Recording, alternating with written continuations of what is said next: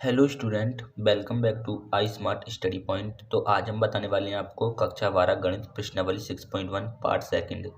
तो part second बनाएंगे आज हम। इससे पहले हमने पार्ट 1 बनाया था जिसमें हमने 6 क्वेश्चन को क्लियर कर दिया था। तो यदि आपने पार्ट 1 नहीं देखा है तो हमने लिंक डिस्क्रिप्शन में दिया हुआ है, वहाँ जाकर आप देख सकते हैं। और यदि आप मैथ्स के और फिजिक्स के वीडियो टोटल देखना चाहते हैं, फिजिक्स के वीडियो भी हमने अपलोड किए हुए हैं, तो हमने उनका लिंक भी डिस्क्रिप्शन में दिया हुआ है, वहाँ जाकर आप देख सकते हैं। और हमें इंस्टाग्राम पर फॉलो करें, उसका लिंक भी हमने डिस्क्रिप्शन में दिया हुआ है। तो चलिए इस क्वेश्चन को हम बताते हैं क्वेश्चन नंबर 7 से। तो देखिए पहले क्वेश्चन को ध्यान से समझिए। यदि आप क्वेश्चन को ध्यान से नहीं समझेंगे तो करेंगे कैसे। तो चलिए हम क्वेश्चन को ध्यान से समझ लेते हैं और इसको हल करते हैं। अब देखिए कि क्वेश्चन में बोल क्या रहा है कि एक आयत, अब देखिए यहाँ पर आयत बोल दिया कि एक आयत की लंबाई x, आयत की जो लंबाई है वो हमें x दी हुई है, 5 सेंटीमीटर प्रति मिनट की दर से घट रही है। क्या हो रही है? घट रही है। ध्यान से दीजिए, घट रही है। और चौड़ाई y है जो कि 4 सेंटीमीटर प्रति मिनट की दर से बढ़ रही है। जब x बराबर 8 सेंटीमीटर और y बराबर 6 सेंटीमीटर है तब आयत के परिमाप। तो पहला देखिए आयत का परिमाप और दूसरा आयत के क्षेत्रफल के परिवर्तन की दर हमें ज्ञात करनी है। तो अब देखिए इसमें करना क्या है। देखिए यहाँ पर क्या बोल रहा है कि लंबाई x है, यानी कि 5 सेंटीमीटर प्रति मिनट की दर से घट रही है, मतलब घट रही है। ये एक्चुअली वैल्यू नहीं दी हुई है, घट रही है। तो क्या आएगा? dx upon dt। ठीक है, क्योंकि समय के साथ तो घट रही है, t आएगा फिर समय के साथ घट रही है। तो ये सब कुछ हमें क्या हुआ है, पहले से क्वेश्चन में दिया हुआ है, तो आप लिखेंगे दिया है। तो ये कितना दिया है? देखिए 5 सेंटीमीटर प्रति मिनट की दर से घट रही है, घट रही है, ना कि बढ़ रही है। तो घट रही है तो आएगा माइनस का चिन्ह। 5 सेंटीमीटर प्रति मिनट की दर से घट रही है। और चौड़ाई y, तो ये आएगा हमारा dy अपॉन dt। ठीक है, हम थोड़ा ऊपर कर लेते हैं, dy अपॉन dt। ये क्या हो रहा है कि ये 4 सेंटीमीटर प्रति मिनट की दर से घट रही है। ठीक है, तो अब देखिए यहाँ पर x की वैल्यू हमें दी हुई है। क्या दी हुई है? यहाँ पर लिख लेते हैं x और y की वैल्यू। x की वैल्यू दी हुई है हमें 8 सेंटीमीटर और y की वैल्यू दी हुई है हमें 6 सेंटीमीटर। इतना आपको समझ में आ चुका होगा। तो अब देखिए हमें आयत का क्षेत्रफल मान लेते हैं। हम माना आयत का क्षेत्रफल, ठीक है, उसको मान लीजिए आप a, क्योंकि क्षेत्रफल को a से दिखाते हैं एरिया। और परिमाप को मान लीजिए आप p। ठीक है, परिमाप भी तो याद करना है, परिमाप को मान लीजिए आप p। तो अब आयत का परिमाप होता क्या है? आयत का परिमाप होता है हमारे पास 2 लंबाई प्लस चौड़ाई होता है ना। देखिए आयत का परिमाप, आयत का परिमाप का सूत्र जो होता है वो होता है 2 इंटू लंबाई प्लस चौड़ाई। इतना आपको समझ में आ चुका होगा। तो अब देखिए लंबाई क्या है हमारी x, तो 2 लंबाई क्या है x प्लस चौड़ाई क्या है y। इतना आपको समझ में आ चुका होगा, क्योंकि लंबाई को हमने क्वेश्चन में बोल रखा है कि लंबाई x है और चौड़ाई y है। तो 2 इंटू एक्स के स्थान पर आप कितना रखेंगे? 8। ठीक है, x के स्थान पर आपको 8 रखना होगा। तो यहाँ पर हम रख ले। देखिए अब जब लंबाई हमने दी हुई है तो यहाँ पे आएगा हमारा dx अपॉन dt। लंबाई दी हुई है ना, तो dx upon dt plus y आएगा dy अपॉन dt। यहाँ देखिए 2x प्लस वाई हमारा ये हो जाएगा। तो उसके बाद आएगा हमारा dx upon dt plus dy upon dt।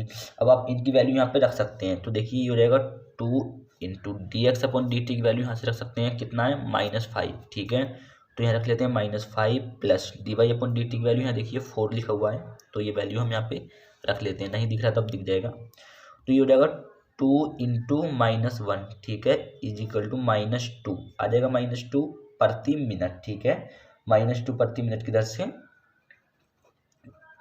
घट रही है। ठीक है, ये तो परिमाप है। अब हमने ए परिमाप निकाल दिया, अब बी निकालना है हमें आयत का क्षेत्रफल। ठीक है, आयत के क्षेत्रफल की बात कर लेते हैं। तो आयत का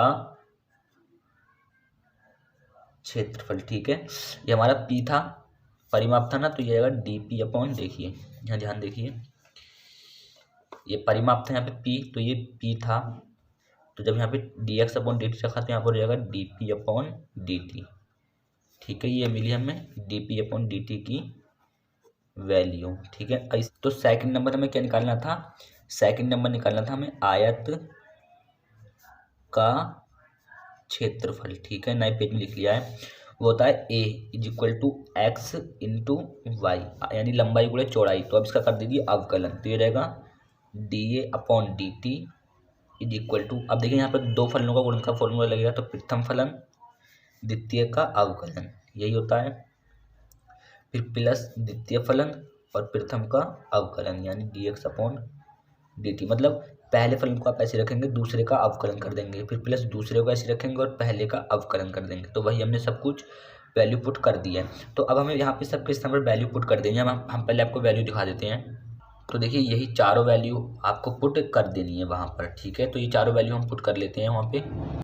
तो देखिए D A upon D T is equal to X की वैल्यू थी हमारी 8, ठीक है, और D Y upon D T की जो हमारी वैल्यू थी वो थी 4, क्लियर है। फिर प्लस वाई की वैल्यू थी हमारी 6 into D x upon D T की वैल्यू थी हमारी -5, ध्यान दीजिएगा -5 थी। अब इसको मल्टीप्लाई करके कर दीजिए, D A upon D T is equal to 8 चौक 32 हो जाएगा यानी 32, और देखिए 5 6 30 यानी कि माइनस का 30 हो जाएगा, क्योंकि ये माइनस हो जाएगा प्लस माइनस।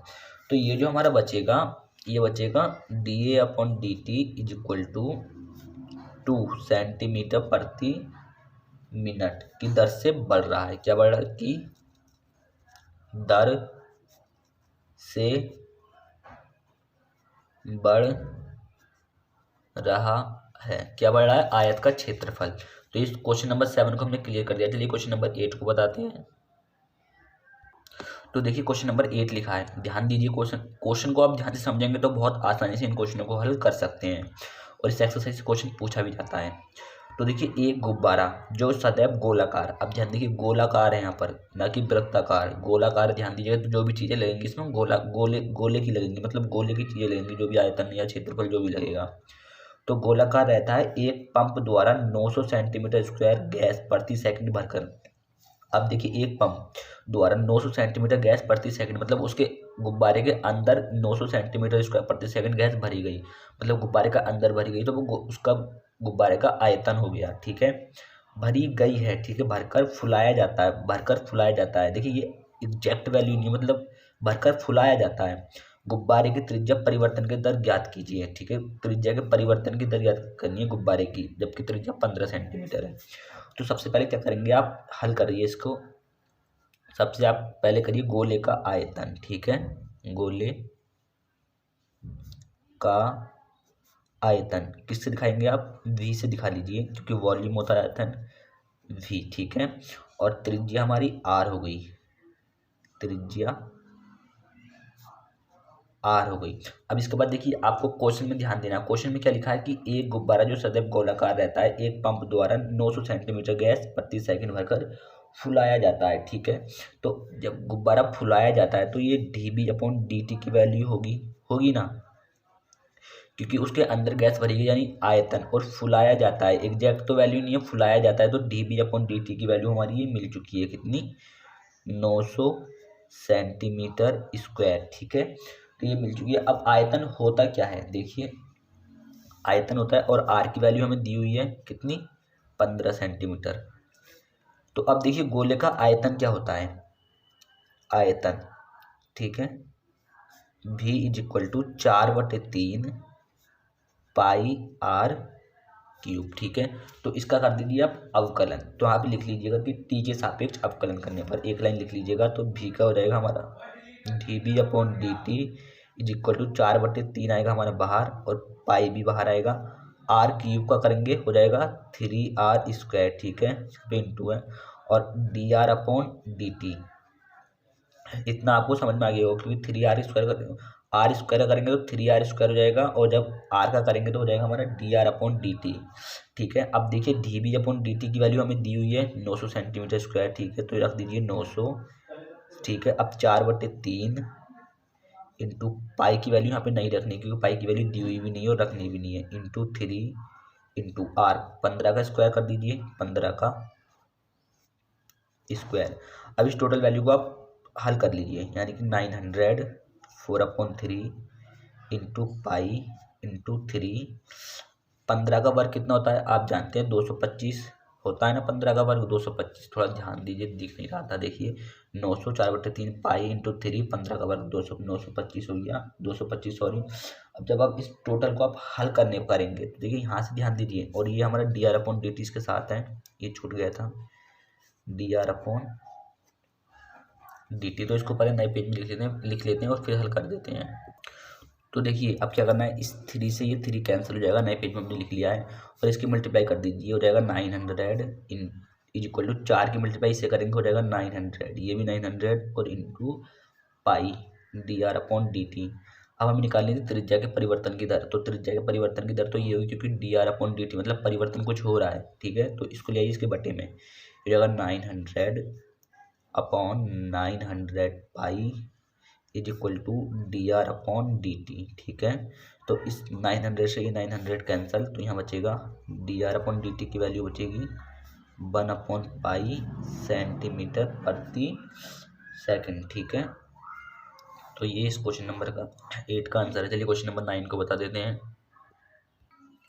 तो देखिए क्वेश्चन नंबर 9 दिया है, एक गुब्बारा जो सदैव गोलाकार रहता है, यहाँ पर भी गुब्बारा गोलाकार रहता है, की त्रिज्या परिवर्तनशील है, उसकी त्रिज्या परिवर्तनशील है, उसकी त्रिज्या परिवर्तन हो रही है बार बार, एग्जैक्ट त्रिज्या नहीं है। त्रिज्या के सापेक्ष आयतन के, ध्यान दीजिए क्या बोला है यहाँ पे, आयतन के परिवर्तन की दर, ध्यान दीजिएगा, आयतन के परिवर्तन की दर बोला है, याद कीजिए जब त्रिज्या 10 सेंटीमीटर है, ठीक है। तो चलिए इसको भी हल कर देते हैं। तो देखिए, तो आप मान लीजिए गुब्बारे का आयतन, माना गुब्बारे का आयतन, ठीक है, क्या होगा v, और त्रिज्या मान लीजिए आप r है, त्रिज्या r है, जो कितनी दे रखी है 10 सेंटीमीटर, ठीक है। अब गुब्बारे का आयतन क्या होता है, तो देखिए आयतन होता है v is equal to 4/3 pi R square, ठीक है, ये pi R cube, 4/3 pi R cube. तो ये होता है गुब्बारे का आयतन, मतलब गोले का आयतन, क्योंकि गुब्बारा तो गोलाकार है तो गोले का आयतन लगेगा। तो आप इसका कर दीजिए आप आर के सापेक्ष, क्योंकि हमें क्या करना है, आयतन के परिवर्तन की दर, और त्रिज्या हमें दी हुई है तो हमें क्या करना पड़ेगा, आर, आयतन के परिवर्तन की दर करनी है और त्रिज्या दी हुई तो आर के सापेक्ष अवकलन करने पर, क्योंकि कॉन्टेक्स्ट आर है, तो यहाँ पर कर दीजिए D V upon D R is equal to 4/3 pi into, जब आर क्यूब का करेंगे तो पावर नीचे आती है, हो जाएगा 3 आर स्क्वायर, ठीक है, और आर का करेंगे आर के सापेक्ष तो 1 होगा, तो इससे ये कैंसिल हो जाएगा, ये हो जाएगा हमारा 4 पाई आर स्क्वायर। अब वैल्यू पुट कर दीजिए इसके स्थान पर, बस और कुछ नहीं करना है, D B upon D R is equal to, देखिए 4 इंटू पाई इंटू आर के स्थान पर कितना रखेंगे 10, क्योंकि आर की वैल्यू कितनी दी हुई है त्रिज्या 10, तो 10 रख दीजिए, तो ये रहेगा 10 का स्क्वायर, तो ये रहेगा D B upon D R is equal to 4 pi into इसका हो जाएगा 100, तो इसकी सभी टोटल की मल्टीप्लाई करने के बाद आ जाएगा हमारा finally answer D B upon D R is equal to 400 centimetre, वो पाई भी आएगा, पाई भी 400 सेंटीमीटर क्यूब प्रति सेंटीमीटर, ठीक है, सेंटीमीटर प्रति क्यूब, क्योंकि आयतन किस में आता है सेंटीमीटर क्यूब में आता है, तो ये वैल्यू हमारी आ चुकी है क्वेश्चन नंबर 9 का आंसर, ठीक है। ये क्वेश्चन नंबर 10 को बता देते हैं। तो देखिए क्वेश्चन नंबर 10 दिया है हमारा, एक 5 मीटर लंबी सीढ़ी दीवार के सहारे झुकी है, सीढ़ी के नीचे का सिरा जमीन के अनुदिश दीवार से दूर 2 सेंटीमीटर प्रति सेकंड की दर से खींचा जाता है, ठीक है, ये खींचा जाता है, दीवार पर इसकी ऊंचाई किस दर से घट रही है, जबकि सीढ़ी के नीचे का सिरा दीवार से 4 मीटर दूर है। तो देखिए ये हमारी ज़मीन हो गई, हम पहले चित्र बनाकर दिखा देते हैं कुछ, ये हमारी ज़मीन हो गई, ठीक है, ये हो गई हमारी दीवार, क्लियर है, ये हमारी दीवार हो गई। अब देखिए यहाँ पर देखिए चित्र के सहारे हम समझाते हैं, ये हमारी सीढ़ी हो गई, ठीक है, सीढ़ी। अब वो बोल क्या रहा है कि एक 5 मीटर लंबी सीढ़ी, तो जो इसकी सीढ़ी की लंबाई है वो हमारी कितनी है 5 मीटर, ठीक है, लंबी सीढ़ी दीवार के सहारे झुकी है, तो ये दीवार के सहारे हमारी झुकी है, का नीचे का सिरा जमीन के अनुदिश दीवार से दूर 2 सेंटीमीटर प्रति सेकंड दर से खींचा जाता है।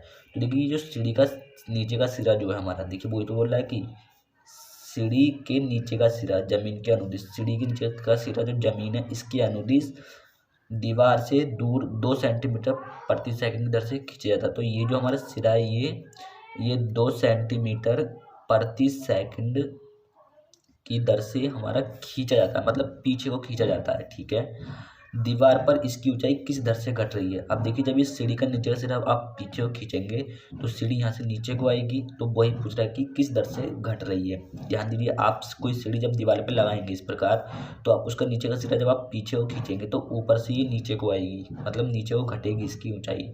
तो वही बोला कि किस दर से घट रही है, जबकि सीढ़ी के नीचे का सिरा दीवार से 4 मीटर दूर है। सीढ़ी का जो ये नीचे का सिरा है ये दीवार से कितने मीटर दूर है, 4 मीटर दूर है। तो चित्र आपको समझ में आ चुका होगा। अब आप क्या करेंगे कि इसको ए मान लीजिए, इसको बी मान लीजिए और इसको सी मान लीजिए। अब क्या करना है, अब देखिए इसकी, देखिए यहाँ पर आप कुछ मान लेते हैं वैल्यू। देखिए अब यहाँ पे देखिए, आप माने सीढ़ी की लंबाई, माना सीढ़ी की लंबाई, ठीक है, वो क्या होगी हमारी ए सी होगी। ठीक है, और बी सी को आप मान लीजिए एक्स। ठीक है, जो हमारी बी सी है उसको मान लीजिए आप एक्स, मतलब बी सी जो उसको हमने एक्स मान लिया और उसकी वैल्यू कितनी है 4 सेंटीमीटर, 4 मीटर। ठीक है, 4 मीटर हमने बी सी को एक्स मान लिया है क्योंकि हमें ज़रूरत पड़ेगी, और उसकी वैल्यू 4 मीटर। अब दीवार ए बी मान लीजिए, दीवार तो हमारी ए बी है। ठीक है, दीवार क्या है हमारी ए बी। अब देखिए कोण ए बी सी 90 डिग्री, ये जो कोण है ये 90 डिग्री का है, बना है हमारा। अब देखिए त्रिभुज ए बी सी में, समकोण त्रिभुज ए बी सी में ले लीजिए आप, क्या ले लीजिए, समकोण, एक समकोण त्रिभुज ही तो है, समकोण त्रिभुज ए बी सी में क्या करेंगे कि ले लीजिए आप कर्ण का स्क्वायर। ठीक है, कर्ण का स्क्वायर इज इक्वल टू आधार का स्क्वायर प्लस लंब का स्क्वायर। ठीक है, तो अब देखिए जब आपने इसको मान लिया है, अब ए बी को इसको आप वाई भी मान लीजिए। ठीक है, इसको ए बी को मान लीजिए आप वाई। ठीक है, वाई मान लेते हैं हम क्योंकि हमें इसकी जरूरत पड़ेगी, ये वैल्यू इसकी नहीं है। ठीक है, ए बी को हमने मान लिया वाई। तो अब देखिए करना क्या है, कर्ण की वैल्यू हमारी 5। ठीक है, इसका स्क्वायर इज इक्वल टू आधार की वैल्यू हमारी कितनी है, वाई। ठीक है, आधार हमारी एक्स है, ये हमने एक्स माना था ना बी सी को, आधार ये है, तो ये रहेगा हमारा एक्स का स्क्वायर प्लस लंब, लंब ये है हमारा दीवार यानी, तो इसको हमने क्या मान लिया है वाई, तो वाई का वर्ग। इतना आपको समझ में आ चुका होगा। तो फाइनली अब करना क्या है यहाँ पर, ध्यान से देखिए। अब देखिए यहाँ पर हमें कुछ वैल्यू दी हुई है, पहले आप क्या करेंगे कि यहाँ से निकाल लीजिए आप वाई की वैल्यू। देखिए 5 का square 25 is equal to X, X की वैल्यू क्या दी हुई है 4, यहाँ से हमने मान लिया था ना, इसको मान लिया था हमने बी सी को मान लिया था एक्स और उसकी वैल्यू 4, तो यहाँ पर रख देंगे आप 25 हमारा ये आ गया, 4 कर दिए 16 हो जाएगा प्लस वाई का स्क्वायर। अब इसको आप इधर ले आइए तो ये रहेगा Y square is equal to 25 minus 16, जब इसमें से इसको माइनस करेंगे तो वाई स्क्वायर बचेगा 9।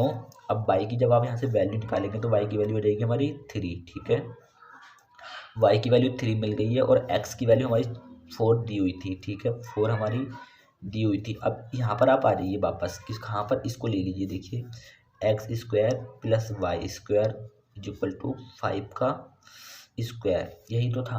अब देखिए हमें फाइनली बेसिकली करना क्या है, इसका कर दीजिए आप टी के सापेक्ष अवकलन। ठीक है, टी के सापेक्ष अवकलन कर दीजिए, टी के सापेक्ष अवकलन करने पर तो x का हो जाएगा 2x, पावर नीचे आएगी, और x का करेंगे टी के सापेक्ष dx अपॉन dt, फिर प्लस इसी प्रकार वाई स्क्वायर करेंगे तो इसका हो जाएगा 2y, और y का करेंगे तो हो जाएगा dy अपॉन dt, और इसका तो जानते हैं आप शून्य हो जाता है कोई भी अचर पद होता है। तो उसके बाद देखिए इन दोनों से आप 2 कॉमन ले लीजिए, 2 कॉमन लिया आपने, यहाँ बचेगा x dx upon dt plus Y dy upon dt is equal to 0।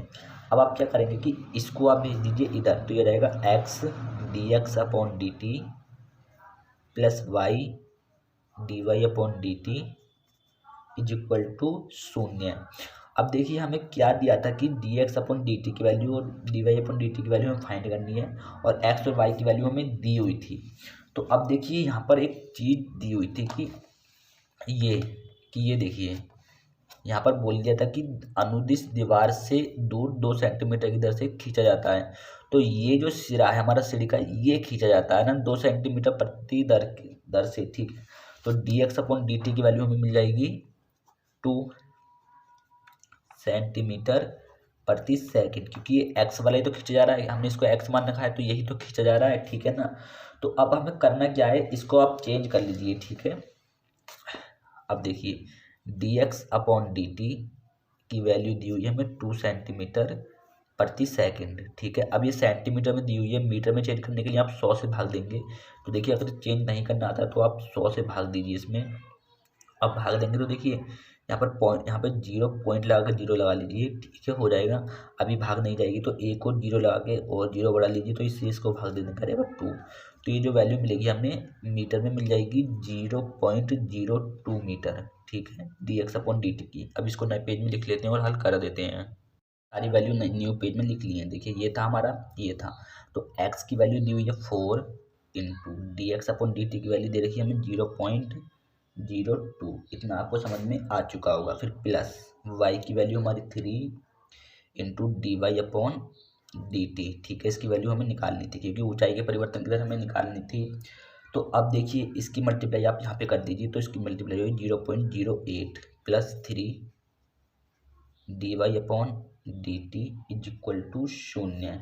इतना आपको समझ में आ चुका होगा। इसको आप भेज दीजिए इधर, तो ये रहेगा 3 dy/dt इज इक्वल टू 0.08, ठीक है, इतना आपको समझ में आ चुका होगा। तो अब देखिए आप क्या करेंगे कि देखिए समझ में आ चुका होगा। अब इसको ले आइए इसके मल्टीप्लाई में, dy/dt सॉरी भाग में 0.08/3।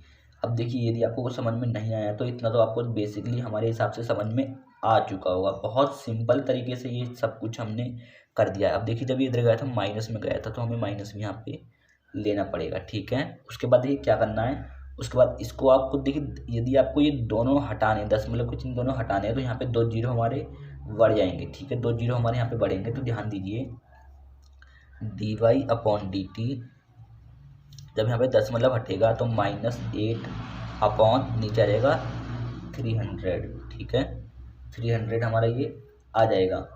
अब उसके बाद ध्यान दीजिए यहाँ पे जब आप ध्यान देंगे तो उसके बाद जब ये हमारा फाइनली कटेगा, ठीक है, क्या होगा, कटेगा। तो जब ये कटेगा तो देखिए 4 दूनी 8, तो यहाँ पर जाएगा, देखिए इससे कटेगा 4 से तो -2/75, ठीक है। उसके बाद हमने मीटर में चेंज करना है, ये आया था हमारे सेंटीमीटर में, तो मीटर में जब चेंज करेंगे तो dy/dt इज इक्वल टू हो जाएगा हमारा -8/3 मीटर प्रति सेकंड, ठीक है। तो ये हमारा क्वेश्चन नंबर 9 का आंसर है। यदि आपको ये चेंज नहीं करना आता तो आप हमें बता दीजिए, वैसे हमने बता दिया है। उसके बाद चेंज करने के बाद ये हमारा आंसर इसका आ जाएगा। तो आज हम इस 10 क्वेश्चन तक इस वीडियो में छोड़ते हैं। तो पार्ट 3 में बताएंगे हम क्वेश्चन नंबर 11 से। तो मिलते हैं पार्ट 3 में, तब तक के लिए थैंक्स फॉर वॉचिंग और चैनल को सब्सक्राइब जरूर कर लीजिएगा।